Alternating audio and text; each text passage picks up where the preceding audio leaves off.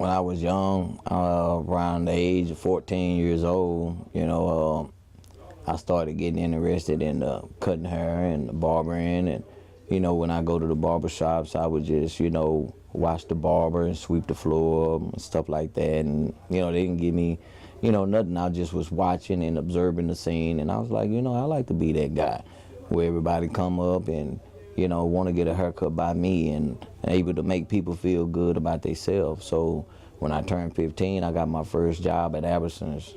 Used to be where it's HEB at now. And I bought my first pair of clippers, and then I had to start practicing them on someone, so I started cutting my own hair. I messed up a few times, and then I started getting good at it, and people was asking me who cut my hair. And then I'll tell them I cut it, and it was like, you think you can get me in? I was like, yeah, and I would cut their hair for free out there in the community I grew up in, Cedar Grove. It's outside of Lufkin. And at that point, I kept going to barbershop, still getting knowledge, while cutting their hair free. And then the guy was like, why don't you start charging them like $5 or something, just give them something, let them give you a tip or something. I was like, nah, they're not going to pay. And he like, just try it. So I tried it, and then people started paying. And so I started, earning income, cutting hair at the bar, at the house, in the bathroom, on the front porch and stuff like that. And so I went on and told my parents that I wanted to go ahead and be a barber when I finished school. So I attended Barber College in Houston in 2001. I graduated in 2000, so I hurried up and shipped out. And when I got down there to Houston, I learned a whole business side of barbering, something that this community didn't have, and that was a school, because I had to choose either Tyler or Houston.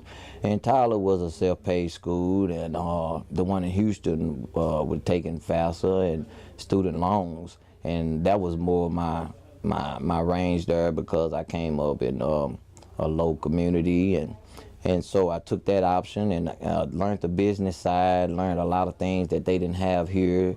And I said that, that this community needs a school so that people wouldn't have to travel to Houston or Tyler to go to Barber College.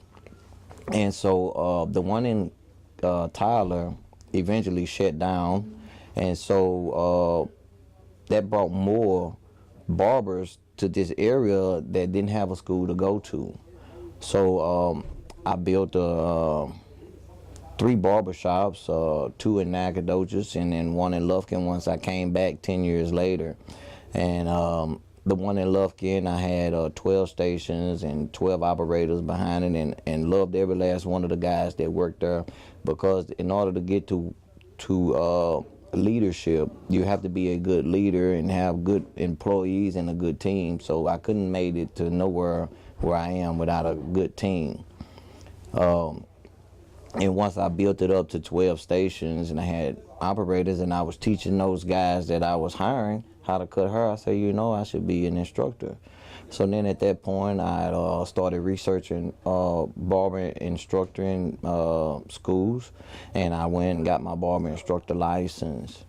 And then so it feels good to be able to teach people what I've learned now that I am retired. I retired as a barber after doing 26 years, and I'm having my training my teachers and my instructors to do good jobs to my students, and as well as me and being a good school owner and having the best barber college in East Texas.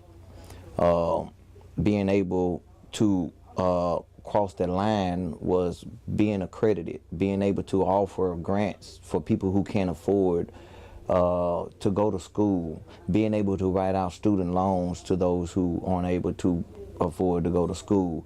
And so with those, with the accreditation, it really helps, because like I say, this is Lufkin, and then this community is it's not like Houston where you have a lot of people there. So here you have to get a little help with financial aid and stuff like that. And that's where I decided to get this school accredited, when I got this school accredited, I went from 7 students to 36 students.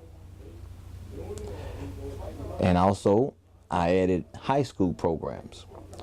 So that way that students that are in high school can go to college while they're in high school and receive a diploma from the college and from the high school at the same time.